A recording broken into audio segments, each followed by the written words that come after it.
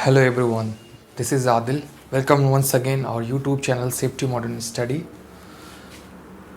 Guys, in this video we are going to talk about confined space precaution.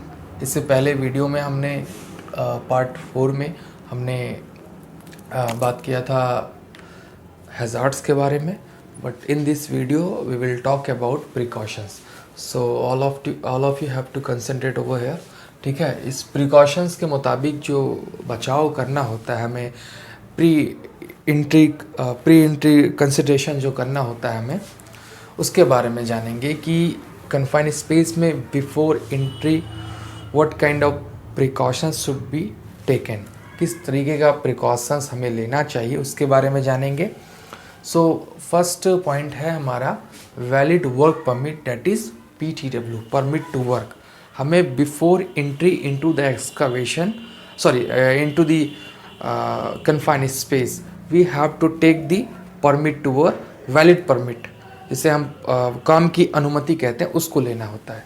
ठीक है, ये precautions के मुताबिक होता है, क्योंकि जब हम किसी की परमिट लेते हैं तो उससे पहले सारी चीज़ निरीक्षण करके, इंस्पेक्शन करके उसको क्लियर कर दिया जाता है कि यहाँ पे अभी प्रेजेंट टाइप में कोई हैज़ार्ड्स मौजूद नहीं है, मतलब सेफ़ है, आप काम कर सकते हैं. ये हो गया फर्स्ट.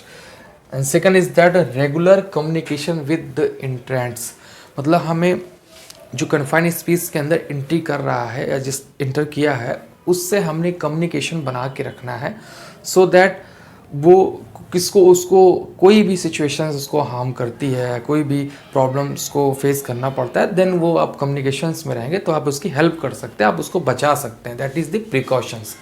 ये प्रिकॉशन है guys. Proper ventilation and illumination, मतलब प्रॉपर तरीके से वेंटिलेशन होना चाहिए और इल्यूमिनेशन होना चाहिए, ताकि लोगों को हवादार, जब सफोकेशन नहीं होगा तो इसलिए वो काम करेंगे, उनको अच्छे से हवा मिलेगी, हवादार एरिया होगा तो अच्छे से उनको उसके अकॉर्डिंग स्काबा वगैरह यूज़ करेंगे तो वो एक अच्छा बेहतर उनको ब्रेथिंग लेने में उनको आसानी होती है. तो ये यहाँ पे सिचुएशन एक क्रिएट होगी. और इल्यूमिनेशन का मतलब होता है प्रकाश, रोशनी इतनी होनी चाहिए कि हमें अंदर दिखाई दे कि क्या हम वर्क कर रहे हैं, क्या नहीं कर रहे हैं, कहाँ पे हो सकता है बहुत सारे जो है रेप्टाइल्स वगैरह होते हैं वो आपको काट सकता है, तो वो तो हैज़र्ड्स में मैंने आपको बताया था. बट यहाँ पे इल्यूमिनेशन अच्छा होगा तो आप विजिबल हो कर सकते हैं, कोई चीज़ देख सकते हैं आसानी से कि हाँ क्या यहाँ कुछ है हैज़ार्ड्स है, इसको रिमूव कर सकते हैं. तो इल्यूमिनेशन और वेंटिलेशन का ख्याल करते हुए यहाँ पे तीसरा पॉइंट बताया जा रहा है. चौथे पॉइंट में proper access and egress. Proper access and egress का आने जाने के रास्ते जो हैं अच्छे से होने चाहिए, सो दैट उसमें आसानी होगी.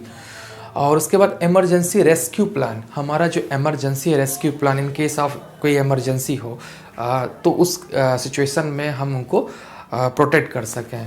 ठीक है, उसके बाद में proper illumination, not more than 24 volts, use ELCB, earth leakage circuit breaker for supply. यहाँ पे बताने का मतलब हो रहा है कि प्रॉपर इल्यूमिनेशन है, होना चाहिए, that should be there proper illumination, not more than 24 volts above, मतलब उसके ऊपर नहीं होना चाहिए. 24 वाट बोल्ट पे, मतलब हमें बोल्ट पे ही काम करना है, इस पे, उसके ऊपर नहीं.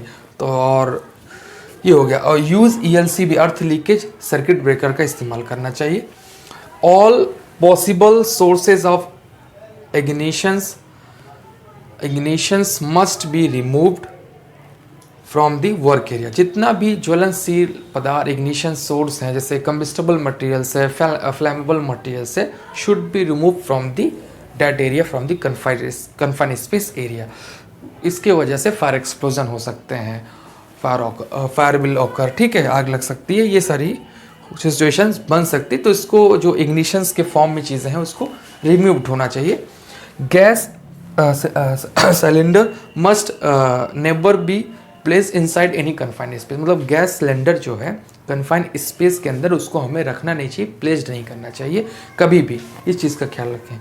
उसके बाद हमारा गाइज है ये हमारा इमरजेंसी रेस्क्यू प्लान इक्विपमेंट्स. क्या इमरजेंसी रेस्क्यू प्लान इक्विपमेंट्स होने चाहिए, उसके माध्यम से हम देखेंगे तो हमें क्या क्या होना चाहिए. स्ट्रेचर होना चाहिए, स्ट्रेचर की रेस्क्यू प्लान में कोई उसको बेहोशी का अनकॉन्शियस हो रहा है तो उसको सीधा करके उठा के ले जा सकते हैं.